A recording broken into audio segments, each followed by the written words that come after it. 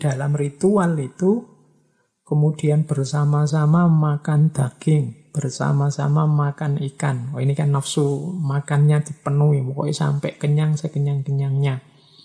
Kemudian mabuk, minum-minum sampai mabuk. Bahkan kemudian saat mabuk melakukan persetubuhan massal, persenggamaan massal, maituno tadi. Jadi ini pokoknya menghabiskan hasrat, menuntaskan nafsu dengan cara mereka yang dikenal molimo itu. Asumsinya kalau sudah begini nafsu akan selesai, lemah, tidak mengganggu lagi. Baru setelah itu mudra, meditasi. Nah, Sunan Bonang berhadapan dengan aliran yang semacam ini. Oleh Sunan Bonang, tradisi ini kemudian disaingi. Sunan Bonang bikin halakoh juga dengan pengikut beliau, masyarakat desa, yang ngumpul-ngumpul juga. Di situ ada makanan juga, mungkin ayam, mungkin nasi tumpeng dan macam-macam disiapkan di situ. Kemudian berdoa bersama, kemudian makan-makan bersama. Nanti ini dikenal belakangan dengan nama kenduren. Katanya kata kenduren itu dari bahasa Persia, kanduri. Kanduri yang artinya makan-makan. Ini sehingga sedikit-sedikit tradisi ini menggeser tradisi yang dianggap sesat itu. Bahkan nanti molimo dari Bhairawa Tantra yang isinya daging, ikan, dan macam-macam tadi diganti molimo yang kita kenal sekarang. Larangan untuk maling, madat. Madat itu menghisap candu, minum, mabuk-mabukan, main atau judi, dan madon. Jadi maling, madat, minum, main, madon. Nah, ini molim. Bismillah. Assalamualaikum warahmatullahi wabarakatuh. Malam ini kita temui salah seorang sahabat Sunan Kalijogo, bahkan juga gurunya, yaitu Kanjeng Sunan Bonang. Istilah Sunan ini kependekan dari Susuhunan. Susuhunan itu berarti, kalau diartikan letterlet, itu tempat menerima susunan. Yang dimaksud susunan itu susunan 5 jari. Jadi kalau teman-teman lihat posisi orang sedang menyembah, kemudian 5 jarinya diadungkan, saling menempel, nah itu namanya susuhunan. Kalau lihat emojinya, emotikonnya WA yang teman-teman sering ngasih gambar telapak tangan 2 nempel, nah itu sebenarnya posisi susuhunan. Biasanya diberikan pada orang yang sangat dihormati. Susuhunan kemudian disingkat jadi Sunan. Meskipun ada juga yang bilang bahwa Sunan itu dari bahasa Arab, jamaknya sunnah itu sunan, berarti beliau-beliau para wali ini adalah orang-orang yang gemar dan cinta menjalankan sunnah-sunnah dalam agama. Ya monggo, yang disetujui yang mana, tapi yang jelas para wali ini punya jasa yang sangat besar bagi masyarakat Nusantara. Kalau Wali Songo ya khususnya di Pulau Jawa, karena dalam jangka waktu 2-3 abad mereka bisa memasukkan Islam di hampir 80% wilayah Jawa. Oke. Ya meskipun hari ini kan ada juga orang-orang yang setengahnya meragukan apa ya beneran ada Wali Songo. Kalau para walinya pasti ada, peninggalannya banyak, makam-makamnya di mana-mana. Tapi nanti tafsir terhadap satu lembaga atau satu institusi yang dikenal dengan nama Wali Songo ini macam-macam. Silahkan teman-teman cari di buku-buku, ada tentang perdebatan makna Wali Songo. Ada yang bilang Songo itu ya angka, berarti ada semacam dewan wali yang jumlahnya 9. Yang nanti ini kalau ada salah satu meninggal, ya diganti wali yang lain. Dewan ini punya misi khusus, punya tugas khusus. Ada yang bilang Songo itu istilah sebenarnya dari bahasa Buddha, Sangha.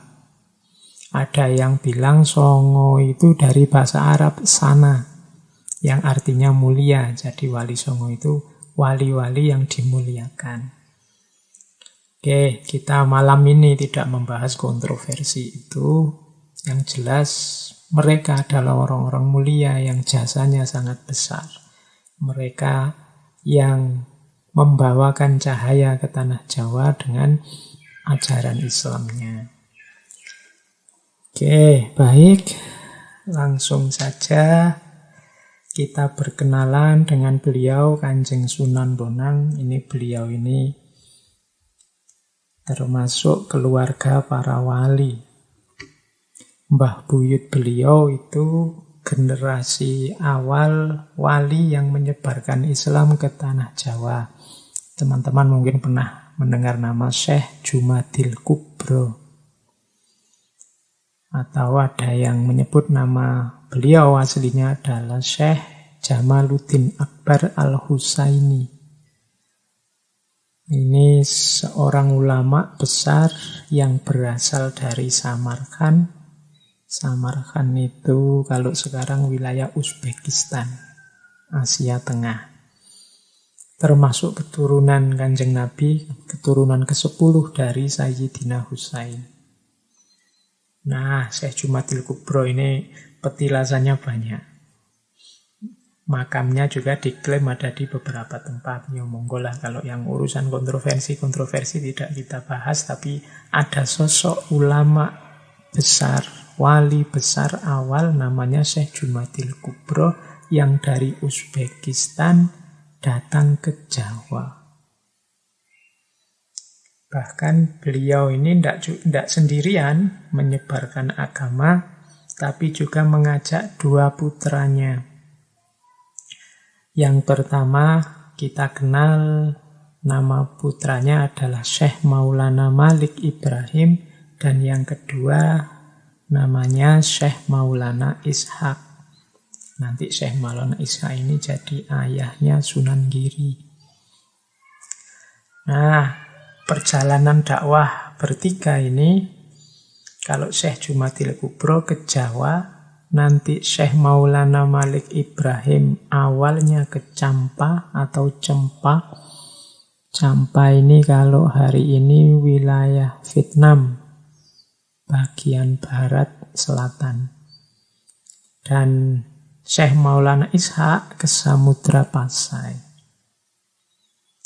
Nanti setelah 13 tahun di Campa, Syekh Maulana Malik Ibrahim meninggalkan keluarganya di sana, berangkat dakwah ke Jawa, menyusul ayahnya.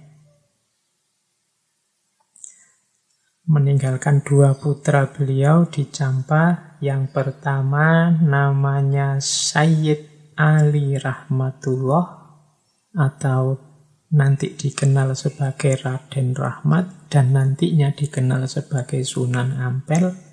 Dan yang kedua Sayyid Ali Murtado atau Raden Santri. Nah, ini ceritanya mungkin sudah banyak referensi di mana-mana, silahkan teman-teman kejar detailnya. Nanti Raden Rahmat ini dan Raden Santri berdua menyusul ayahnya ke Jawa. Dan di sana nanti melanjutkan dakwah ayahnya. Nanti ceritanya silahkan dibaca bagaimana Sunan Ampel berupaya melakukan dakwah menyebarkan Islam di Pulau Jawa bersama saudaranya. Nah, Sunan Ampel atau Raden Rahmat ini nanti menikah dengan putra seorang bupati dari Tuban. Menikah dengan putri Bupati Tuban yang bernama Nyai Ageng Manilo. Nyai Ageng Manilo ini nanti dinikahi oleh Sunan Ampel dan berputra 4 Nah, Sunan Bonang ini putra kedua. Yang pertama perempuan, yang kedua Sunan Bonang, yang nama asli beliau yaitu Raden Makhdum Ibrahim. Lahir sekitar tahun 1465. Dan nanti dikenal sebagai Sunan Bonang. Adik beliau, Raden Syarifuddin, nanti dikenal sebagai Sunan Derajat. Dan yang keempat perempuan. Nah, ini dari sisi kekeluargaan. Memang dari awalnya memang dari keluarga wali-wali para penyebar Islam. Oke, kita fokus ke Kanjeng Sunan Bonang dulu. Nanti wali-wali yang lain semoga ada waktu. Semoga nanti kita bisa ngaji juga. Meskipun ya nanti kita selang-seling juga dengan tema-tema yang lain. Kanjeng Sunan Bonang ini dikenal sebagai Sunan Bonang karena nanti di akhir hidup beliau mendirikan pesantren di daerah atau di Desa Bonang. Desa Bonang ini letaknya dekat dengan Rembang, dekat dengan Lasem. Jadi provinsi perbatasan antara Jawa Tengah dan Jawa Timur sekarang. Meskipun ya nama beliau sebenarnya banyak julukannya. Kalau teman-teman menjelajahi suluk-suluk yang ditulis oleh Kanjeng Sunan Bonang itu kadang beliau menyebut diri Ratu Wahdat, kadang Sultan Khalifah, kadang pakai nama Ibrahim Asmoro dan lain-lain.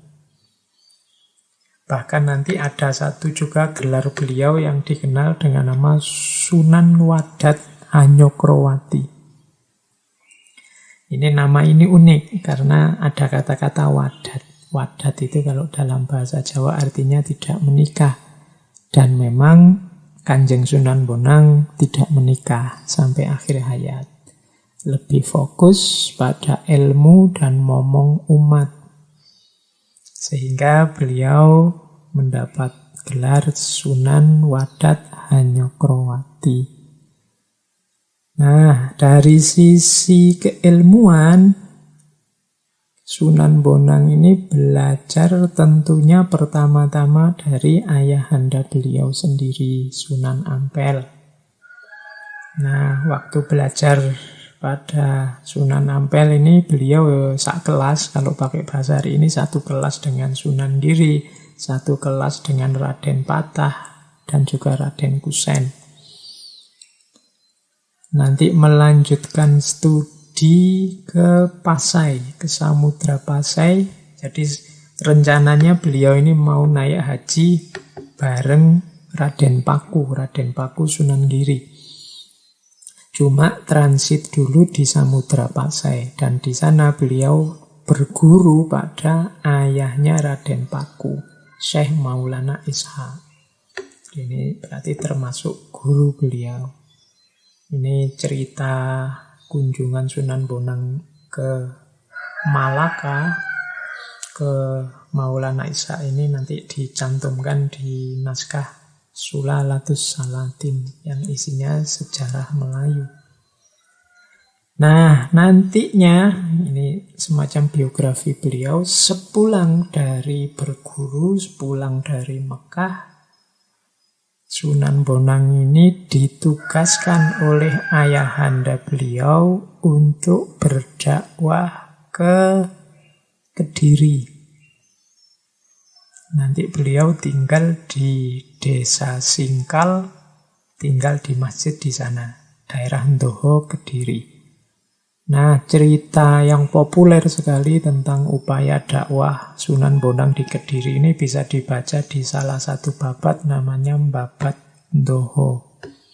Jadi Babat Ndoho itu isinya antara lain kisah bagaimana perjuangan Sunan Bonang untuk mengislamkan Kediri dan sekitarnya. Di situ banyak cerita-cerita tentang kanuragan, tentang kesaktian, melawan masyarakat di sana yang resisten dan macam-macam ada ceritanya. Ada cerita yang terkenal sekali Di antara karomahnya Sunan Bonang itu bisa mengubah aliran sungai. Jadi beliau bisa ngatur aliran sungai ini mengalir kemana. Kalau ada orang dirayu, dituntun untuk masuk Islam, kemudian kekurangan air, bisa dialirkan, aliran sungai Brantas bisa mengalir ke tempat mereka, dan seterusnya. Itu salah satu contoh karomahnya beliau. Bahkan di Kediri saat itu berkembang, kalau hari ini mungkin namanya aliran sesat. Jadi salah satu ajaran ilmu hitam dalam tanda petik yang dikenal dengan nama Pancamakara Puja. Ini dari aliran namanya Bhairawa Tantra. Aliran ini populer saat itu, dan Sunan Bonang harus berhadapan dengan tokoh-tokoh dari aliran ini. Nanti ada yang namanya Butolo Coyo, ada yang namanya Nyai Pluncing, itu kalau silahkan dibaca di Babat Doho. Dari sini nanti muncul ritual yang hari ini dikenal namanya kenduren, kenduri atau selamatan. Jadi ritualnya Bhairawa Tantra yang namanya Pancamakara Puja ini jadi dilakukan biasanya malam-malam, ngumpul bareng-bareng melingkar, kemudian melakukan ritual yang dikenal dengan nama Molimo. Molimo itu yaitu Mamso, Matsyo, Modo, Maituno, dan Mudra. Mamso itu daging, Matsyo itu ikan, Modo itu mabuk, Maituno itu bersetubuh, bersenggama, Mudra itu meditasi. Jadi aliran ini punya pandangan nafsu itu harus dituntaskan, dipenuhi sampai beres, baru orang bisa masuk ke ranah spiritual. Cuma asumsi ini dijalankan dengan vulgar. Jadi dalam ritual itu kemudian bersama-sama makan daging, bersama-sama makan ikan. Oh, ini kan nafsu makannya dipenuhi, pokoknya sampai kenyang sekenyang-kenyangnya. Kemudian mabuk, minum-minum sampai mabuk. Bahkan kemudian saat mabuk melakukan persetubuhan massal, persenggamaan massal, maituno tadi. Jadi ini pokoknya menghabiskan hasrat, menuntaskan nafsu dengan cara mereka yang dikenal molimo itu. Asumsinya kalau sudah begini nafsu akan selesai, lemah, tidak mengganggu lagi. Baru setelah itu mudra, meditasi. Nah, Sunan Bonang berhadapan dengan aliran yang semacam ini. Oleh Sunan Bonang, tradisi ini kemudian disaingi. Sunan Bonang bikin halakoh juga dengan pengikut beliau, masyarakat desa, yang ngumpul-ngumpul juga. Di situ ada makanan juga, mungkin ayam, mungkin nasi tumpeng dan macam-macam disiapkan di situ. Kemudian berdoa bersama, kemudian makan-makan bersama. Nanti ini dikenal belakangan dengan nama kenduren. Katanya kata kenduren itu dari bahasa Persia, kanduri. Kanduri yang artinya makan-makan. Ini sehingga sedikit-sedikit tradisi ini menggeser tradisi yang dianggap sesat itu. Bahkan nanti molimo dari Bhairawa Tantra yang isinya daging, ikan, dan macam-macam tadi diganti molimo yang kita kenal sekarang. Larangan untuk maling, madat.